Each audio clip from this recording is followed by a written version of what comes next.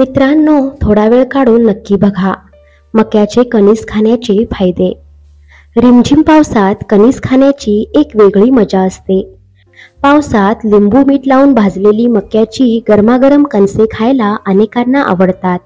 हे कणीस जिभेचा स्वाद तर वाढवतेच, त्याचबरोबर ते आपल्या आरोग्याच्या दृष्टीने खूप फायद्याचे आहे।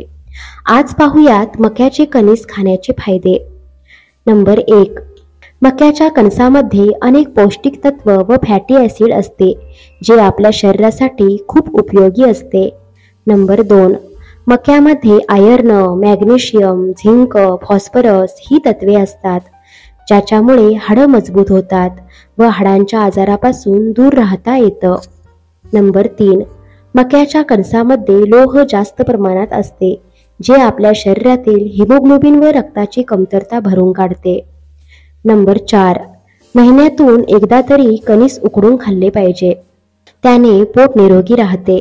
नंबर 5, ज्यांना वात व पित्ताचा त्रास आहे त्यांनी उकडलेले कणीस खावे, त्याचा खूप फायदा होतो। नंबर 6, मक्याच्या कणसामध्ये भरपूर प्रमाणात कार्बोहायड्रेट्स असतात, जे आपल्या शरीराला उत्साह प्रदान करतात। खूप दमल्यासारखे वाटत असेल किंवा आळस आल्यासारखे वाटत असेल तर मक्याचे कणीस खावे। नंबर 7, मक्यामध्ये असलेले विविध फायबर्स आपल्या शरीरातील बॅड कोलेस्ट्रॉल कमी करते, जे आपल्या हृदयासाठी चांगले असते। नंबर 8, मका आपल्या शरीरावरील अतिरिक्त चरबी कमी करते, म्हणूनच मोठमोठ्या खेळाडूंच्या डाएट प्लॅनमध्ये मक्याचा समावेश असतो। नंबर 9, डोळ्यांच्या उत्तम आरोग्यासाठी मका खाणे खूप चांगले असते, कारण मक्यामध्ये व्हिटॅमिन ए आणि बीटा कॅरोटीन असते, जे तुमच्या डोळ्यांच्या आरोग्यासाठी खूप उत्तम असते। नंबर 10, ॲसिडिटी व बद्धकोष्ठता यासारखे पोटाचे विकार मका खाल्ल्याने दूर होतात। याच्या सेवनाने पोट साफ होण्यास मदत होते। नंबर 11, मक्यामध्ये फॉलिक ॲसिड जास्त असते, त्यामुळे गरोदर महिलांनीही मक्याचे कणीस खाणे खूप चांगले असते। नंबर 12, लहान मुलांना मका आवर्जून खाण्यास द्यावा, त्यांचे दात मजबूत होण्यास मदत होते।